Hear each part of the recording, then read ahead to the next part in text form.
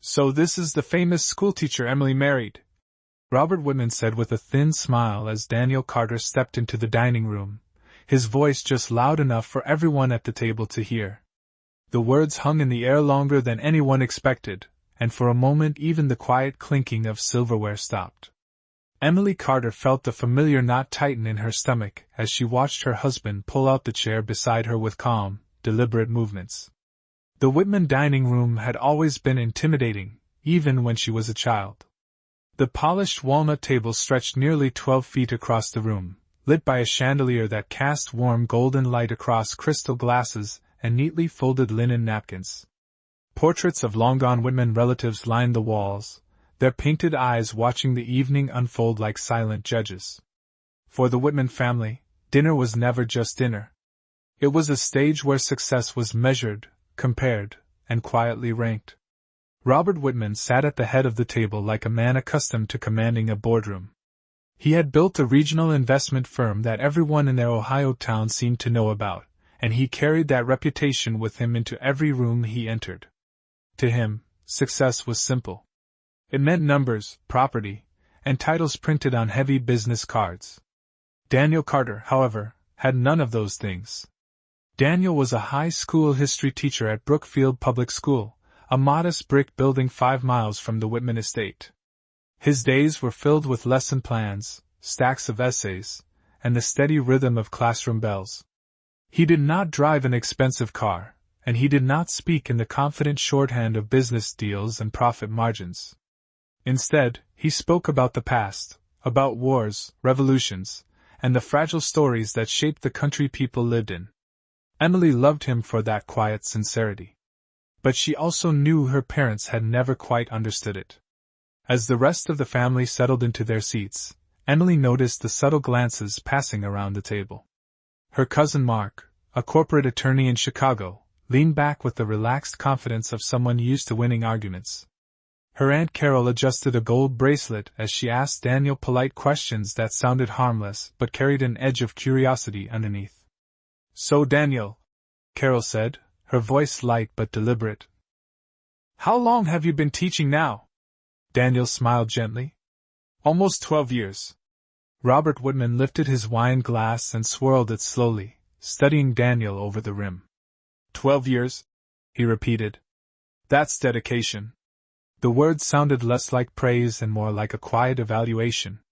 Emily felt the tension building, the way a summer storm builds before the first thunder rolls across the sky. She knew her father well enough to recognize the tone. For him, conversations about careers always led to comparisons.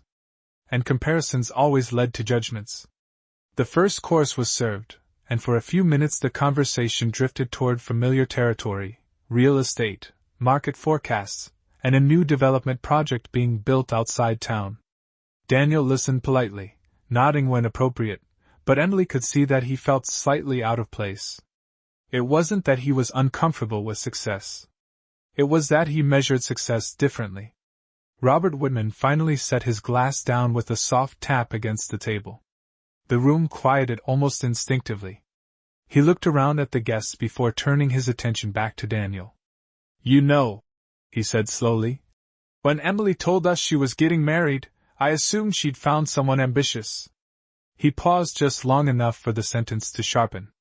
"But I suppose every family needs a schoolteacher somewhere." A few awkward chuckles flickered around the table. Someone cleared their throat. Emily felt the heat rush to her face. She turned to Daniel, expecting to see hurt or frustration. Instead, he simply folded his hands on the table and looked calmly across the room. There was no anger in his expression. Only patience. Outside the tall dining room windows, the lights of the small Ohio town flickered quietly in the distance. Brookfield wasn't a large place. Most people knew one another, or at least recognized familiar faces at the grocery store or the high school football games on Friday nights.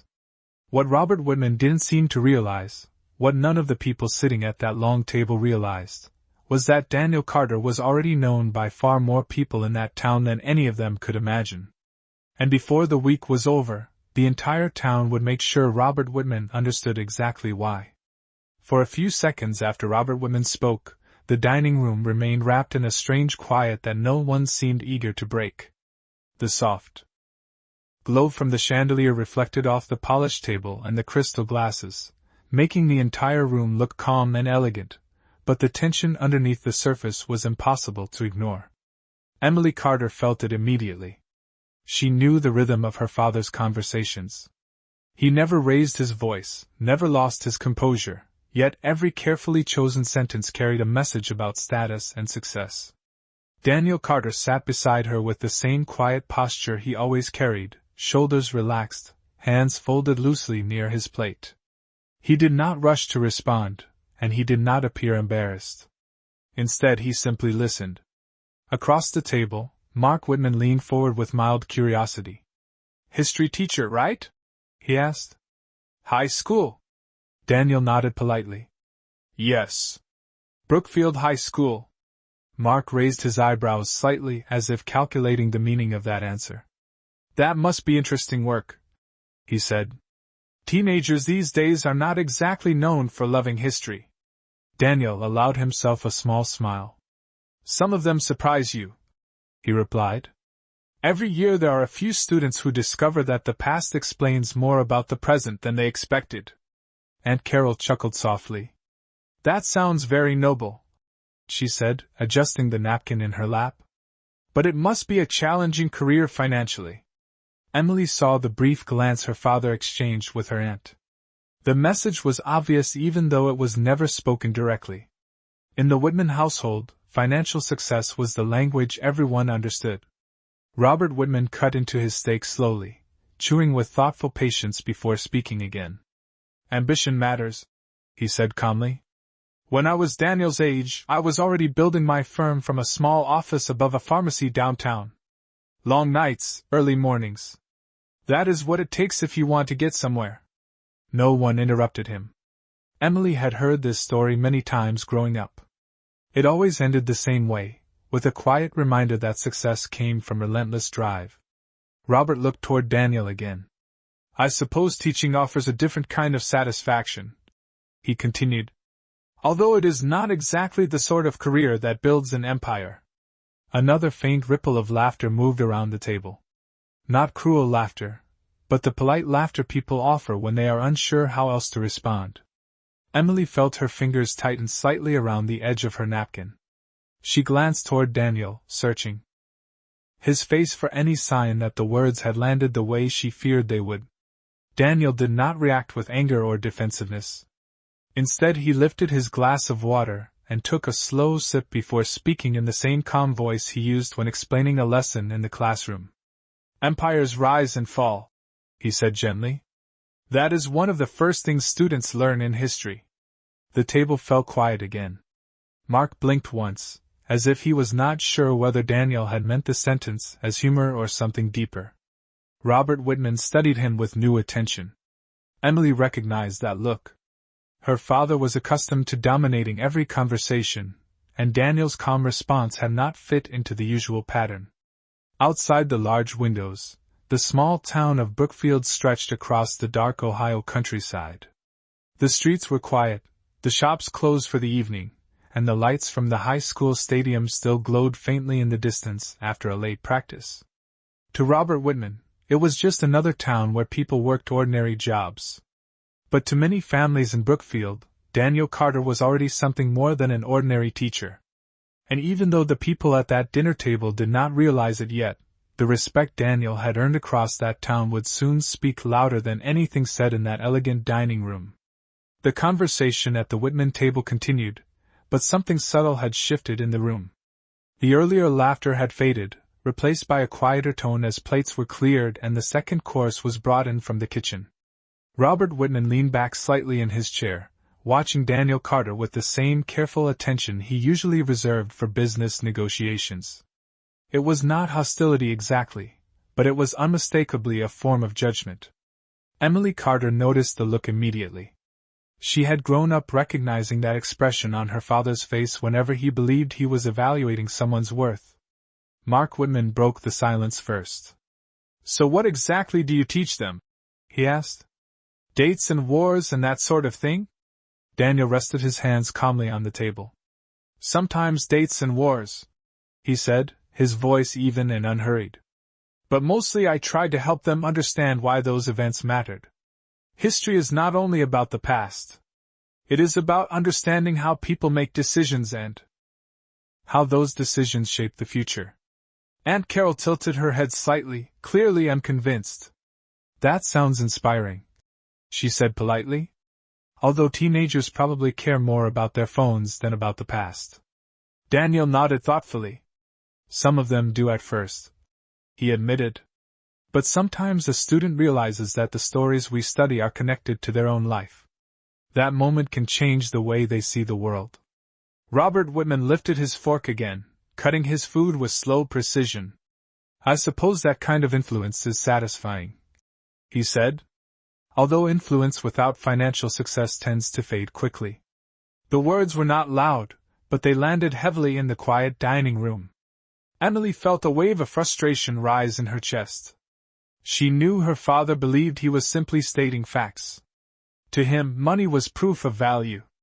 Yet, she also knew that Daniel measured success by something completely different. Daniel did not respond immediately. He simply looked down for a moment as if considering the question more carefully than the comment deserved. When he finally spoke, his voice remained steady and calm. The students will eventually decide what stays with them, he said. A teacher can only open the door. Mark chuckled lightly. Well, if one of those students ever becomes a billionaire, you will certainly deserve some credit. A few quiet smiles appeared around the table. Daniel returned the polite smile, but he did not argue or defend himself. Emily could feel the tension building again, the quiet imbalance between two very different ways of seeing the world. Her father's side of the table measured achievement in contracts, profits, and expansion. Daniel's side measured it in the growth of young minds who were still discovering what kind of adults they might become. Outside the tall windows, the lights of Brookfield High School still glowed faintly across the fields. In a few hours the hallways would be empty, the lockers silent, and the classrooms dark. But in dozens of homes across that small Ohio town, former students of Daniel Carter were finishing homework, preparing for college applications, or remembering lessons that had stayed with them long after the final bell had rung. None of the people sitting at the Whitman table were thinking about those students. To them, Daniel Carter was simply a quiet man with an ordinary profession. Yet beyond the polished dining room and the carefully arranged dinner plates, there were hundreds of people in Brookfield who knew a very different story about the teacher sitting calmly at that table.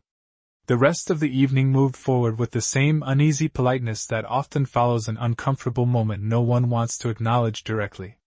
Plates were cleared, fresh glasses were filled, and the conversation slowly returned to familiar territory. Mark began describing a recent legal case in Chicago, speaking with the confident rhythm of someone used to an attentive audience. Aunt Carol nodded with interest while Linda Whitman occasionally added a detail about a real estate development her friends were discussing. Daniel Carter listened quietly, offering the occasional polite comment, but he never attempted to compete for attention. Emily Carter noticed that difference more clearly than anyone else in the room. Her husband never felt the need to dominate a conversation. He preferred to observe, to listen, and when he did speak, he chose his words carefully. Robert Whitman watched him with a growing curiosity that he tried to disguise behind his usual calm expression. For Robert, every man he met eventually revealed a single defining trait. Some men displayed ambition immediately. Others showed insecurity.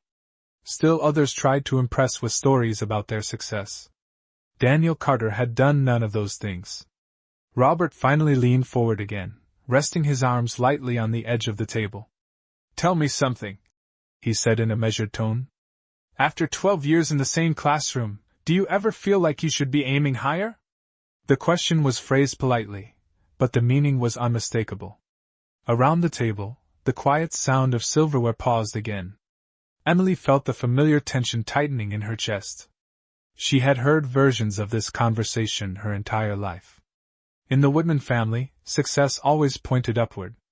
Bigger offices. Larger investments. Higher positions. Daniel Carter considered the question without any visible irritation. He looked toward Robert Whitman with the same calm attention he gave his students when they asked difficult questions. Hire can mean different things to different people, he said gently.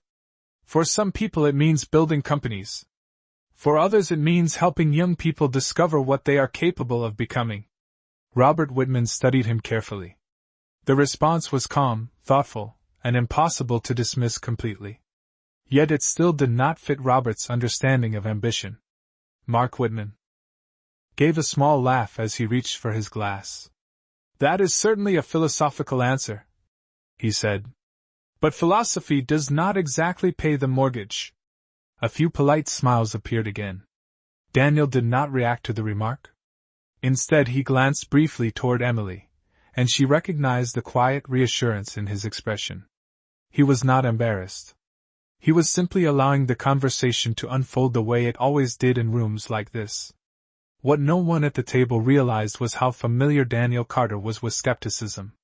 During his first year teaching in Brookfield, several parents had questioned whether a young history teacher could truly influence their children. Over time, those doubts had faded, replaced by something far more powerful than approval: respect. Outside the Whitman estate, the town of Brookfield continued its quiet evening routines. Porch lights glowed across tree-lined streets. A few late customers stepped out of the grocery store on Main Street. In several homes, students who had once sat in Daniel Carter's classroom were finishing assignments, or preparing for the next stage of their lives. Some of them had gone on to universities hundreds of miles away. Others had stayed in town and started families of their own. And if any of them had walked past the Whitman dining room window at that moment, they might have been surprised to see the teacher they respected sitting silently while others questioned the value of the work that had changed so many of their lives. The dinner slowly moved toward its final course, but the atmosphere around the Whitman table had changed in a way that everyone could feel even if no one openly mentioned it. The earlier confidence that usually filled Robert Whitman's dining room had softened into a quieter rhythm. Emily Carter noticed it first in the way conversations became shorter and more careful. Her cousin Mark continued describing a business opportunity in Denver, but the usual enthusiasm in his voice sounded slightly forced now, as if he was trying to restore the comfortable tone the evening had started with. Daniel Carter remained composed beside her, his posture relaxed, his attention focused politely on whoever happened to be speaking. He did not interrupt, and he did not attempt to redirect the conversation. Emily knew that quiet patience well. It was the same patience he used when a classroom full of restless teenagers tested the limits of his calm during the last period of the day. Robert Whitman watched him again with that thoughtful expression that rarely appeared outside his office meetings. The longer Daniel remained calm, the more Robert seemed uncertain about how to categorize him. Most men reacted quickly when their careers were questioned. Some became defensive.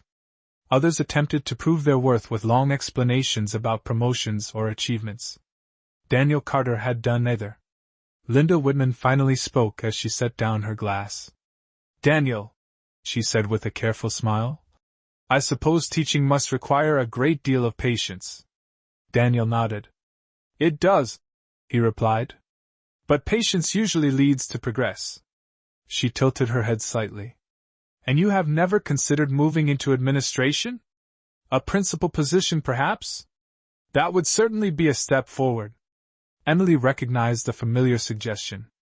In her family's language, moving forward always meant climbing to a higher title. Daniel thought about the question for a moment before answering. "A principal has a different role," he said calmly. "Important but different. I prefer the classroom." Mark raised his eyebrows again. "You actually prefer it?" he asked with mild disbelief. Daniel's smile returned, the same quiet expression that often reassured nervous students on the first day of school. "Yes," he said.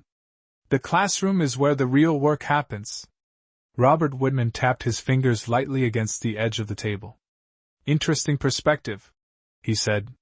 His voice was neutral, but Emily could tell her father was still measuring something he did not fully understand. For Robert Whitman, ambition always pushed people away from small beginnings toward larger stages. The idea that someone might willingly remain in the same role for 12 years seemed almost impossible to him. Outside the large windows, the quiet town of Brookfield stretched across the dark Ohio fields, its streets calm and its houses glowing softly with evening lights. In dozens of those homes, former students of Daniel Carter were living ordinary lives shaped in small ways by the lessons they had learned in his classroom. Some of them had gone on to universities in cities hundreds of miles away. Others had stayed close to home, working in family businesses, hospitals, construction companies, or local shops. Many of them still remembered the teacher who had told them that understanding the past could help them build a better future. None of those stories were visible inside the Whitman dining room that evening. At the long polished table, Daniel Carter still appeared to be a quiet man with a modest profession. But the truth waiting beyond that house was far larger than any of the guests realized, and before long the town of Brookfield would remind Robert Whitman exactly how much influence a single teacher could carry. The evening eventually came to a close with the familiar rituals of polite farewells and quiet formalities. Plates were cleared, chairs slid back from the long table, and coats were gathered near the front door of the Whitman house. Robert Whitman shook Daniel Carter's hand with the same composed politeness he offered every guest, though the thoughtful look in his eyes remained. "It was good to see you both," he said evenly. Emily Carter smiled politely, but she could still feel the lingering tension from the dinner conversation. Daniel thanked Linda Whitman for the meal and stepped outside with Emily into the cool Ohio night. The air felt different away from the bright dining room lights. The quiet street stretched peacefully beneath tall maple trees, and the distant sound of crickets filled the silence.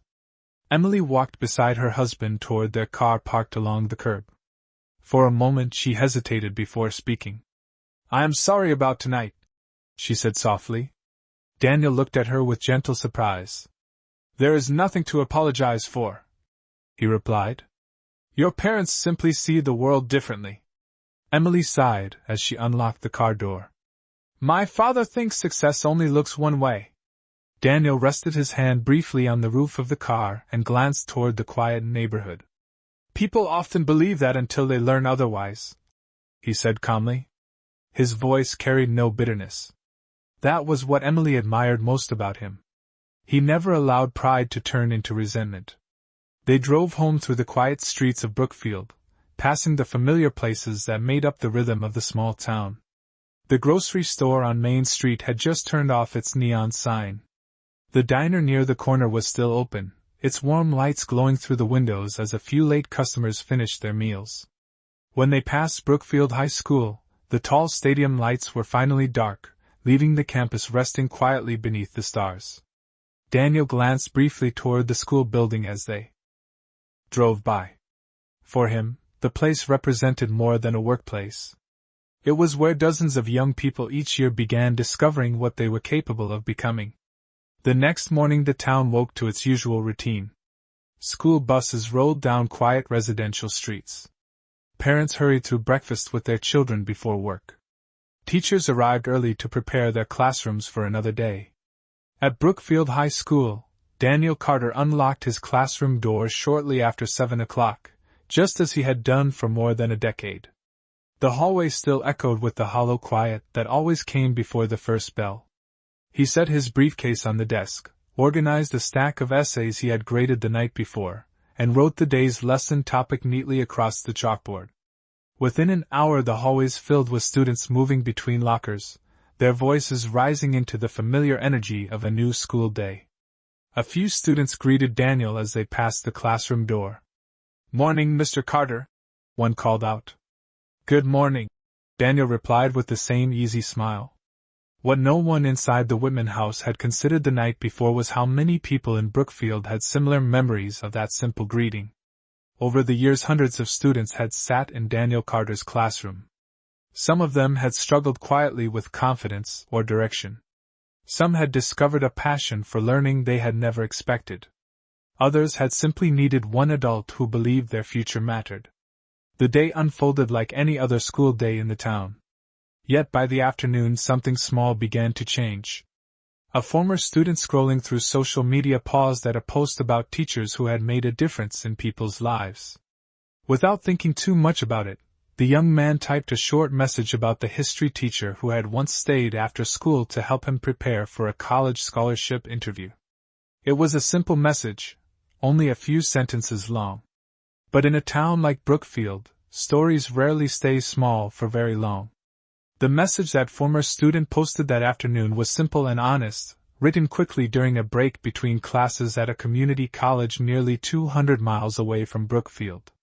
He wrote that a teacher named Daniel Carter had once stayed after school for 3 evenings straight to help him practice answering scholarship interview questions.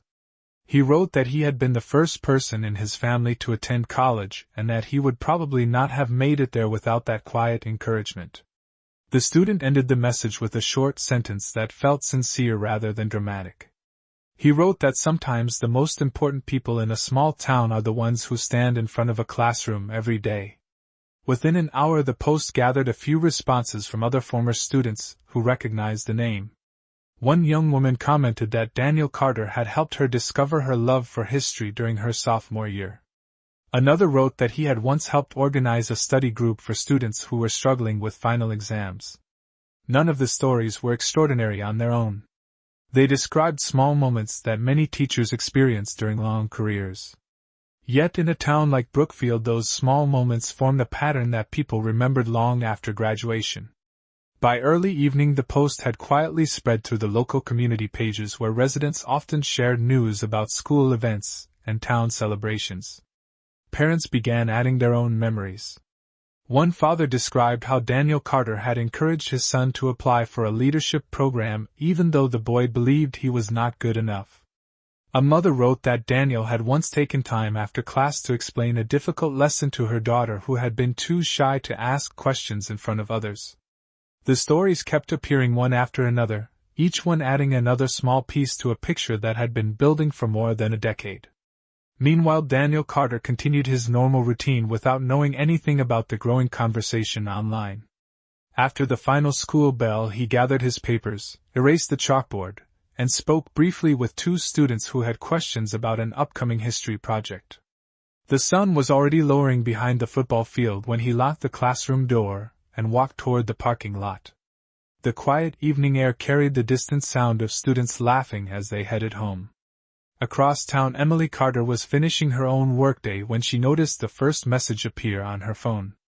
A friend had sent her a link with a short note that read, "You should see what people are saying about Daniel." Curious, Emily opened the page and began reading the comments. At first she smiled softly as she recognized the names of former students Daniel had once mentioned in passing. Then she noticed how many stories were appearing. Dozens of people were describing the same quiet patience she had seen at the dinner table only a day earlier. None of them spoke about money or status. Instead, they spoke about encouragement, guidance, and the kind of steady belief that helped young people find direction. Emily leaned back in her chair, reading each message carefully. What began as one small memory was quickly becoming something much larger. In a town the size of Brookfield, reputations were built slowly over many years. And without anyone planning it, the people who had once sat in Daniel Carter's classroom were beginning to remind the entire community exactly what kind of teacher he had always been. By the next morning, the quiet wave of messages had grown into something far larger than anyone expected. What began as a single memory posted by a former student had turned into hundreds of voices sharing similar stories. On community pages across Brookfield, people continued adding their experiences with Daniel Carter. Some described late afternoons when he stayed after school helping students prepare for exams. Others remembered the way he encouraged shy teenagers to speak confidently during classroom discussions. The stories were not dramatic, yet together they carried a quiet power that spread quickly through the small town. Parents began sharing the posts with one another while waiting outside the elementary school pickup line. A few teachers at Brookfield High School noticed the conversation during their lunch break and smiled knowingly. They had seen Daniel's dedication for years, but they had never expected the town to begin celebrating it so openly. That same morning, Robert Whitman sat in his office reviewing documents from a new investment proposal. His desk overlooked the main street of Brookfield, where the morning traffic moved slowly past the row of shops and small businesses. Robert normally ignored social media discussions about local events, but during a short pause between meetings he noticed a notification sent by a business associate who lived nearby. The message contained a simple sentence followed by a link. It read that the town seemed to be talking about a teacher named Daniel Carter. Robert frowned slightly as he opened the page. At first he expected a typical school announcement, or a minor community story. Instead he found a long thread of comments that continued to grow as he read. One former student wrote that Daniel Carter had helped him apply for a college program when he believed he had no chance of being accepted. Another described a moment when Daniel stayed late after school to guide her through a history essay that eventually earned her a scholarship. A third message came from a young woman who now worked as a nurse in Columbus. She wrote that the teacher who first encouraged her to believe in her abilities had been Daniel Carter during her junior year. Robert leaned back slowly in his chair, reading each comment with growing attention. None of the messages spoke about wealth or business success. Yet every story carried the same quiet respect. These were people who had moved away, started careers, raised families, and still remembered a teacher who had helped them years earlier. Robert noticed that many of the names in the discussion belonged to families he recognized from around town. Shop owners, nurses, police officers, engineers, parents whose children now attended Brookfield High School. The pattern was impossible to ignore. Meanwhile, across town, Daniel Carter was beginning another ordinary school day, unaware of the conversation spreading beyond the classroom walls. Students gathered their books as the morning bell rang, and Daniel calmly began explaining the next chapter of American history. For him, it was simply another lesson in a long career dedicated to helping young people understand the world around them. Yet as Robert Whitman continued reading the stories appearing on his screen, he began to realize that the quiet teacher sitting in that classroom held a kind of influence that could not be measured by balance sheets or investment reports. And for the first time since the dinner conversation, Robert found himself reconsidering the judgment he had formed only 2 nights earlier. The realization did not arrive all at once for Robert Whitman. Instead, it came slowly as he continued reading the growing stream of messages appearing on the community page throughout the afternoon. Each new comment revealed another person whose life had been quietly influenced by the same man Robert had dismissed at the dinner table only 2 nights earlier. One former student wrote about the first time Daniel Carter convinced him that he was capable of attending college even though no one in his family had ever done so before. Another described how Daniel had helped organize a history project that allowed students to interview elderly residents in Brookfield and record their memories of the town. A third message came from a young woman now working as an engineer in Cincinnati. She wrote that when she was 15 years old she believed she was not intelligent enough to pursue science or technology until Daniel Carter told her that curiosity mattered more than confidence. Robert leaned back in his chair and looked out through the large office window toward the quiet streets of Brookfield. The town had not changed overnight. The same shops lined Main Street. The same families continued their daily routines. Yet the conversation spreading across the community revealed something Robert had not considered before. Influence did not always announce itself with wealth or recognition. Sometimes it moved quietly from one generation to the next through lessons taught in a simple classroom. Later that evening, Robert returned home earlier than usual. Linda Whitman was in the kitchen preparing dinner when he entered. "You seem thoughtful tonight," she said, noticing the unusual silence. Robert hesitated for a moment before answering. "I read something today about Daniel Carter," he said slowly. Linda looked up with mild curiosity. "Emily's husband?" Robert nodded. "Apparently the entire town has a story about him." He explained what he had seen online, describing the dozens of former students who credited Daniel with helping shape their futures. Linda listened quietly as he spoke. When he finished, she placed a hand lightly on the kitchen counter and smiled. "Teachers often influence more lives than people realize," she said gently. Robert did not respond immediately.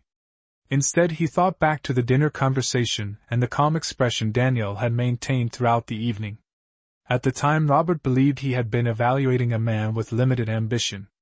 Now he was beginning to understand that he had simply been measuring success with the wrong scale. 2 days later, Robert asked Emily and Daniel to visit again. The invitation surprised Emily, but she accepted. When they arrived at the Whitman house, the atmosphere felt noticeably different. Robert greeted them at the door with a quieter tone than usual and led them into the same dining room where the previous conversation had taken place. For a moment he stood beside the table, as if choosing his words carefully. Finally he looked toward Daniel Carter and spoke with direct honesty.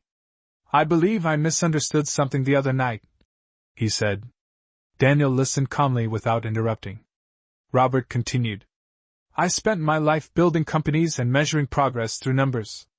But after reading what people in this town say about you, I realized there are other kinds of influence that last far longer." The room remained quiet for a moment. Daniel offered a small respectful smile. "Every profession serves a purpose," he said gently. Robert nodded once, acknowledging the truth in that simple statement. Outside the Whitman house, the town of Brookfield continued its ordinary routines, unaware that a quiet lesson about respect had just been learned inside that elegant dining room. And although the dinner conversation had begun with doubt and judgment, it ended with a realization that success could not always be counted in dollars but could often be found in the lives quietly shaped by a single teacher.